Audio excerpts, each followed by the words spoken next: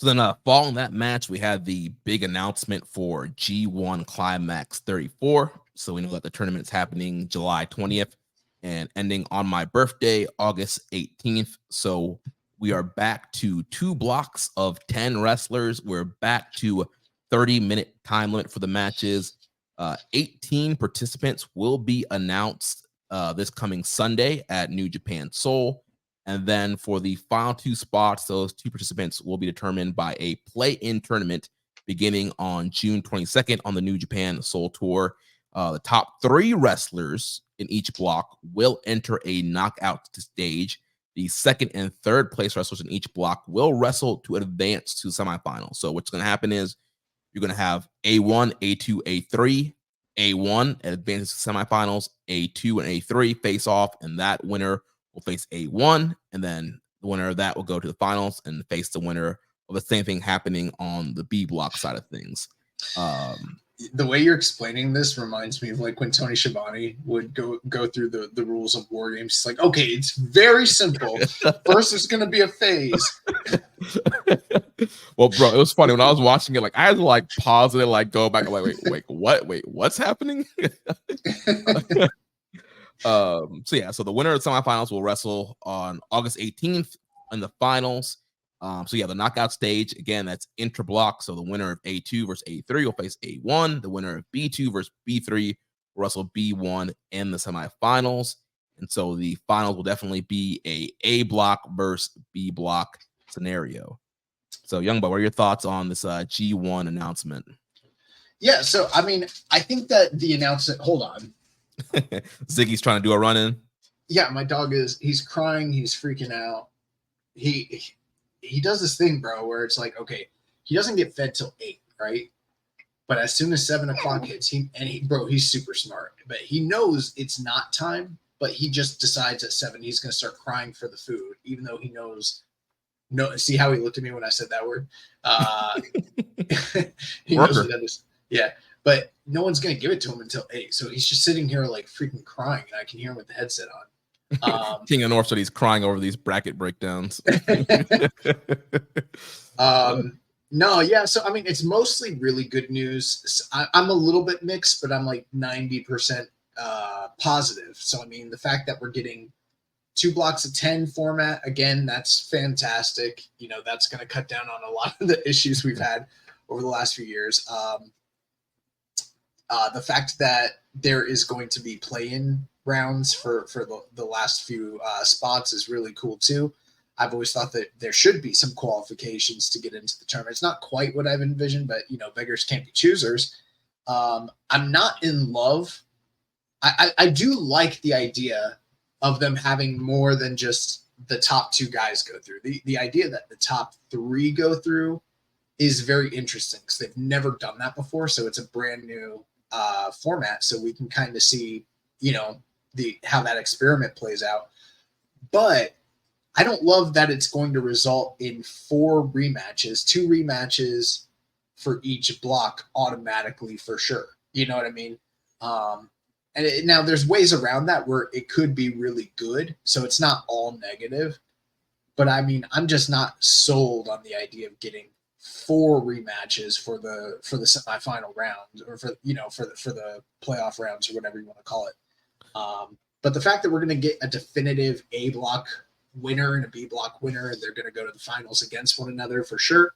I guess that's the trade-off, is that you have no shot of getting a rematch in the finals, whereas with some of the other formats that was a possibility, and it's not here. So it's a little bit of give and take, but it's going to be hard to predict this one for sure.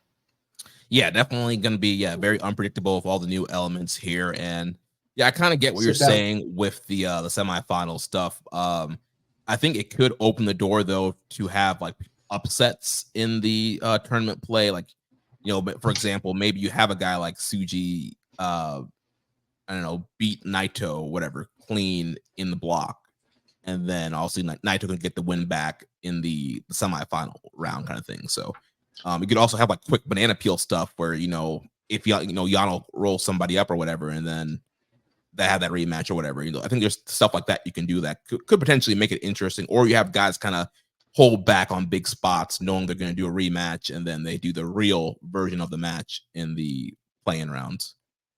I mean, my ideal is that you have two guys that have that are big stars. They have incredible chemistry. They're in the same block. Like, let me give you an example. Ishii and Shingo end up in the same block. They have a banger in regular play. And then they end up being like the number 2 and number 3 guys, just for instance. And then they have just as good of another match. Like, that's what I want. Just give me the fucking great matches with the snowflakes, and that's what I want. I don't need to. We don't need to do what Baba and Inoki used to do back in the day, and go to a double count out or go to a no contest or whatever. So that between anytime in those tournaments back in the day where two big stars were going to fight and it went to like the fight, it got thrown out real early, or there was a distraction finish or a double count out or a no contest, and it was the two big stars. Like if it's Inoki and Hogan, right? You know that they're going to fight again in the finals, and that like we got the non-finish match because they plan to give us, that was always a tell. Mm-hmm. So I'm hoping that Gedo doesn't do that here. I'm hoping that they give us like the best wrestlers having the best matches, the best scenarios, so we can turn around and be like, how legendary was the 2024 G1? Yeah. Well, I think things are definitely in the right direction here. And it does kind of seem like, well, they're, quote unquote, listening to the audience, because, last several years they've had the 4-block format, and fans have complained and have, cried back for the 2-block format. And so we're back at 2-block. Of course, they add the whole wrinkle there with the top 3 guys. But overall, I think 2 blocks, 30-minute time limit, we're kind of back on a right direction. And like King of the North was saying in the comments, hoping, some of the young guys like Tsuji and Umino are in different blocks. Keep those guys apart. I want to see Tsuji and Umino mixing it up with some of the top guys and whoever else is going to be in this tournament. Have them, face a Zack Sabre Jr., have them face Ishii, have them face Jeff Cobb. I think we need to see them mixing it up with some of the already established guys in this in the company. Well, that's the other thing too, is like, when there was 4 blocks, it was much easier for them to keep everybody apart and come up with these sort of definitive identity blocks, the C blocks, the bruiser block, and last year the A block was all the young guys and blah, blah, blah. Can't really do that so much with the A and a B block. Like, you're going to get situations where, just based on simple math, like, it's a 50-50 shot that a lot of guys are going to end up in blocks against one another. We'll probably, maybe this year we'll finally get the ZSJ Taichi match that we've been waiting for, shit like that, Yeah, King of the North suggests Shingo versus Tsuji. I would love that as well. So we had a bunch of questions here coming in from the Reddit, Twitter, and Discord about G1. First here from Dr. Lariat. He says, with the new G1 qualification matches in 2 blocks of 10, are we due for just all quality in the blocks, or are we fade to have Chase Owens in this tournament? It's interesting. We had a conversation with a friend of the show, Chris Sampson. He kind of gave us his predictions. I'm not going to blow a spot up, but he kind of gave us a list of guys that he thinks are very likely candidates to be in there, and then guys that are sort of on the bubble, and then a list of candidates that are likely to be like in the play-ins. And while, yes, the company is lacking in star power right now, they're not lacking in overall talent. And it's going to be very competitive to get into a 20-man field even still, especially with other partnerships. Not saying they're going to feature predominantly or have a lot of those guys, but, you have to wonder if there's going to be either a CMLL, AEW, or NOAH representative, 1 or 2, and that would also eat up some spots. So it's going to be tough. I mean, even if they don't do anything like that and they just have their guys, it's going to be tough to get in there. And I do wonder if a guy like Chase Owens is in this tournament or not, even though he has been for the past several years. Yeah, and he's been booked kind of well. He's gotten upsets in these tournaments in the past, and we know how much this company loves Chase Owens. Dex says, if Yujiro's in this. I think Yujiro... I could easily see like a guy like Yujiro or Hanma being in like the play-in rounds, but I don't think they're going to get in the tournament this year. Yeah, King of the North asks, do we see a play-in match on AEW TV? I won't. Josh doesn't watch the Converse. I mean, I do. If they put on a good show, I'll watch it. Wait, isn't Osprey and Phoenix this week? Yes, international title match.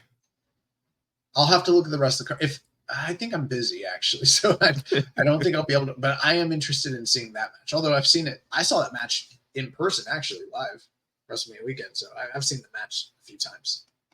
Yeah, should be a great matchup. But yeah, I guess it depends if an AEW guy is going to be in the G1. I guess they could do a qualifier. I don't know. I feel like they might just give an AEW guy just one of the open, like, or one of the 1 through 8 spots. I don't know if they'll make them qualify or not. Dr. Larry also asked if there are qualifiers to the G1. Does that mean we get guest appearances this month? Possibly. Yeah, I mean, I still think we're going to get some kind of outsider, whether that is AEW, CMLL, Pro Wrestling Noah. We've seen New Japan working with a lot of different promotions, so I would expect that we would still get some kind of interpromotional play there. Rambo and Slam Pig says, I am happy about the return to a 20-man G1, and I'm hopeful we see the Chase Owens and Yujiro's cleared out, but I'm worried that Ishii will also not make the cut due to his age and knee. Any thoughts on this change? Any thoughts, Jeremy? Yeah, while you deal with Ziggy there. Yeah, I mean, I think there was rumors, 2-3 years ago that Ishii was going to be on the chopping block for G1, and I think Why are you doxing my dog, bro? What do you mean? You're saying his name out loud. I mean, you're doxing him right now. But yeah, Ishii was on the chopping block already, and so I mean, who knows? They could potentially be like, yeah, we want to show that we're getting rid of the old guys and we want to advance some of the young guys. So yeah, a guy like Ishii could be out of it. Personally, I would rather you keep your Chase Owens, your Yujiro's, even some of the tag guys like Nichols, Haste. Keep them out of there. I see some people questioning Goto and Yoshihashi. I don't know. I feel like those guys are really solid workers, and those are guys that you can beat and help people get over. But I feel like there's definitely some fat you can cut who have been in the tournaments the last couple of years and make this thing really, the best of the best, the grade 1 climax. They certainly needed to trim down the field because we were, lacking in major names and star talent, and filling a 24-man block. I mean, it just kind of became like par for the course. You would assume that most of these people that are sort of on the chopping block would just automatically get into it. Now that it's become a much more competitive field, we are wondering if like a Goto or an Ishii are even going to be in the tournament, and there is more intrigue and attention just being given to the tournament and the entrance from the get-go, which is a good thing. Yeah. Let's see. We had a question here from MJ Does PR. Says the play-in tournament for the G1 is an exciting addition to the tournament, but I'm also interested in the play-in or the semifinals. It makes for more variations and booking possibilities and keep more participants engaged deeper in the tournament. Thoughts? Yeah, I mean, I don't really have much to expound upon that. What he's saying is accurate. I've already given my disclaimer about my apprehension about the rematches, but there's no doubt that it opens the door for creative booking, provided it's done well. It could be very effective. Yeah, and like that he made the point too. Yeah, it keeps more people engaged in the tournament. In the end, like you have 6 people towards the end instead of just 4, instead of just 2, and so it does keep people more alive. I think it adds a little bit more intrigue there.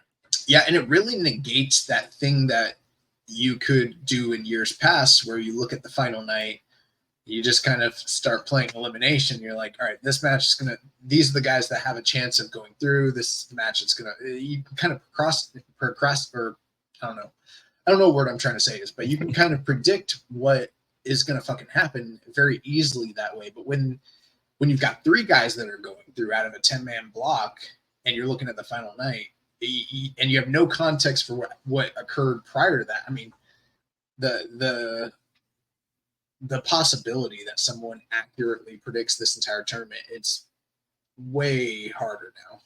Yeah. He asked a question. Also, I'm going to read a Representative Net62 Net26 question. It says, seeing a lot of people discounting Mox and not including him in the G1 tournament, do you see him being included? I do not think John Moxley is going to be in this year's G1. Yeah, I agree. I think it's very highly unlikely Mox will be in the G1, and we'll talk more about that why later when we get to that matchup. Def Triangle 720 says, with the G1 back at 20, who do you think deserves to be in it? I mean, I'm not going to do a full 20 list, but yeah, I mean, there's quite a few guys that deserve to be in it for sure. Yeah. He also said, if you had to choose between Bolton and Newman to be in the G1 this year, who would you pick? Oleg Bolton, personally. Yeah, I mean, I don't want to have to pick between. I want both of them in there. I feel like both of them would be good in there, but I think overall, probably Bolton Oleg would be the better pick. But I mean, I feel like Newman's going to be in it. They've done a lot of teasing about him, bulking up and wanting to be in G1. This whole feud with Naito. So I think at least he's going to be in a qualifier on the New Japan Soul Tour. Next question from Lee Chang is Bay 2. Pentagon Jr. recently said that he stopped working for AAA because he's working on something else internationally. A surprise, something he hasn't done in his career and that he has wanted to do for a long time. Now, we all know CMLL and AAA has had beef in the past, and that CMLL is a close partner to New Japan. Do you guys think this international project he's working on is possibly the G1?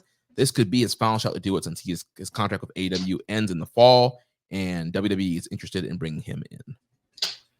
Yeah, I saw that too, and I think that that's definitely worth paying attention to. And how fucking exciting would it be if Pentagon, like, that would just be something that just completely turns the entire tournament on its head.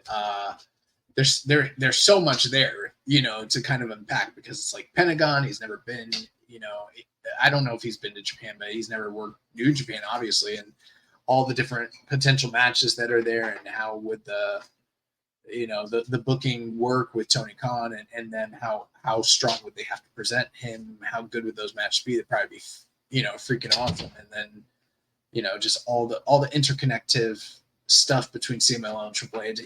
It would be kind of mind blowing, and I hope it does happen. I don't know how likely it is, but cross your fingers, right? Yeah, I mean, I would love for Pentagon to be in this thing. They did tease Lucha Bros. I believe it was during Wrestle Kingdom during the tag title, VTR. They were talking about, great tag teams in the world that want to come to New Japan and challenge Bishamon. And they showed a clip of Penta and Phoenix. So a lot of people were excited back then thinking, oh, we're going to get, Lucha Bros coming in for the tag titles, but that never happened. So I think now that some of this CMLL, AAA, there's a little bit, playing room there that Tony Khan and Rocky Romero have worked on. I think that, yeah, it's potential to see a guy like Pentagon who hasn't worked AAA in a while and is, a contracted AEW guy. I think there's a potential chance there for him to get into a tournament and, really shake some things up there.